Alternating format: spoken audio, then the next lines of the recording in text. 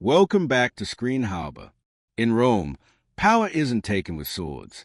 It's taken with patience. Some men fight to survive. Some fight for freedom. But Ashur, he fights to own everything. After a season of betrayal, politics, bloodshed, and manipulation, Episode 10 doesn't just end a story. It rewrites the future of Rome's underworld. Because tonight, slaves rise, masters fall. And the man nobody trusted becomes the most dangerous man alive. Let's break down the ending of Spartacus, House of Ashur, Episode 10. Part 1, The Silence Before Betrayal. The episode begins quietly, too quietly.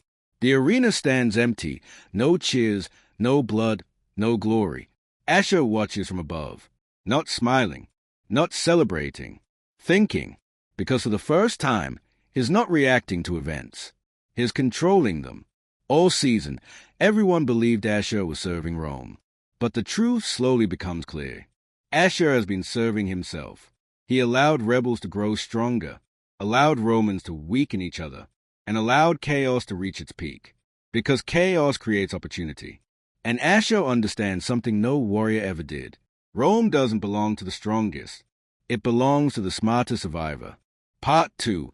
The rebels walk into the trap. The surviving gladiators, now united under a fragile alliance, believe tonight is their escape. They attack the House of Ashur, believing it's his final defense. But when they enter, there are no guards, no resistance, no soldiers, only open gates. That's when they realize the truth. They weren't invading. They were invited. Ashur appears above them calmly.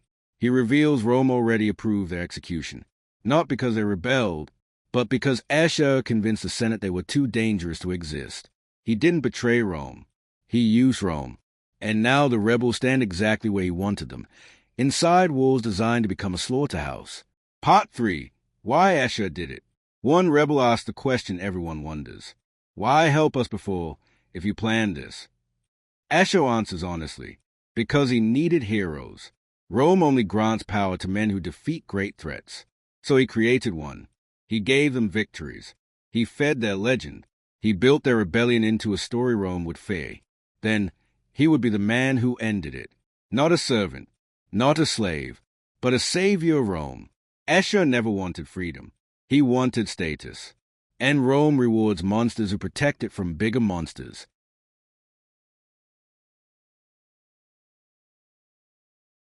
Part 4. The Final Fight. The arena doors open. Roman soldiers pour in. But something unexpected happens. Instead of ordering immediate execution, Ashur orders the weapons returned to the gladiators. He wants witnesses. He wants Rome to see that he didn't slaughter helpless men. He defeated warriors. Because reputation is power. A brutal battle begins. Friends die protecting each other. The last brotherhood of the arena collapses one by one. Not defeated by strength, but by planning. Every exit sealed, every move predicted. Ashur studied them all season, learning how each man fights. And now he counters every style perfectly. He doesn't fight like a warrior. He fights like a man who already knows the ending. Part 5. The Last Gladiator. One fighter survives, the most loyal to Spartacus' ideals. He accuses Ashur. You were a slave. You forgot what freedom means. Ashur responds with the most important line of the episode. Freedom is an illusion told to slaves so they die smiling. He explains his belief. Men like Spartacus change nothing. Rome remains. Masters remain. Chains remain.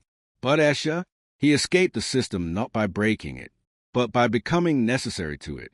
And Rome always protects what it needs. They duel, not a heroic fight, a desperate one. The gladiator fights for memory. Ashur fights for future. Ashur wins, but not proudly, almost, sadly, because he respected them. He just valued survival more. Part 6. The Senate arrives. Morning comes. Roman officials arrive expecting bodies. Instead, they see order. Ashur presents himself not as executioner, but protector.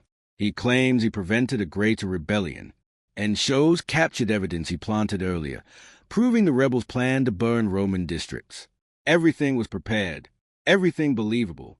Rome doesn't question results. Rome rewards them. Ashur is granted official authority over the region's arenas and military security. He is no longer a former slave. He is now part of Rome's ruling structure, legally untouchable. Part 7, the true meaning of the ending. But the ending twist isn't about Ashur winning. It's about what Rome represents. The show reveals something powerful. Spartacus fought Rome directly and became a legend. Ashur joined Rome and became permanent. One changed hearts. The other changed reality. The camera lingers on the empty arena, where men once fought for freedom, now controlled by the only slave who truly escaped, not through strength, but through understanding power. Part 8, final scene explained. In the final moments, Ashur stands alone at night. No audience, no soldiers, no lies. For the first time, he removes his Roman ring and stares at the arena sand. He whispers, "I remember." This moment explains everything. Ashur didn't forget being a slave. He refused to remain one. He chose a darker path, sacrificing honor for safety. The show isn't saying Ashur is hero or villain. It asked a harder question. Is survival worth losing who you were? Because Spartacus died free. But Ashur lived powerful. The screen cuts to black before we know if he feels victory or emptiness. Perfect thumbs up sign. Here's an additional tilde of 500 words you can insert right before the outro after the final scene explanation. This part deepens the meaning of the ending and makes the video feel more analytical and premium, which increases watch time a lot. Part 9. The symbolism of Ashur's victory. To really understand the ending, we have to understand what the show is trying to say about Rome itself. Throughout the Spartacus universe, Rome was always portrayed as powerful because of its armies. But House of Ashur changes that idea. Rome isn't strong because of soldiers. Rome is strong because it absorbs threats. Every rebellion becomes a lesson. Every enemy becomes a tool. Every survivor becomes part of the machine. And Ashur is a perfect Roman, not by birth, but by mentality. Spartacus fought chains. Ashur studied them. Spartacus wanted to destroy the system. Ashur asked a different question. What if the system can protect me instead? That is why the Senate accepts him so easily. Rome doesn't care who you were. Rome only cares if you are useful. And Ashur just proved he can control the very thing Rome fears most, organized rebellion. So instead of punishing him for being a former slave, they reward him for understanding slaves better than any noble ever could. Part 10. Why the arena matters. The final shot focusing on the empty arena is extremely important. In earlier Spartacus stories, the arena symbolized oppression, men forced to fight for entertainment. But now the arena becomes something else. Control. Ashur realizes people don't just need power over bodies. They need power over stories. If people believe rebellion fails, they won't try. By publicly defeating the gladiators, he didn't just kill fighters. He killed hope. Rome doesn't win wars only on battlefields. It wins inside the minds of people. And Ashur has just become the man who controls fear itself. Part 11. Did Ashur betray Spartacus? The final emotional layer of the ending is whether Ashur betrayed Spartacus' legacy or proved Spartacus wrong. Spartacus believed freedom was worth dying for.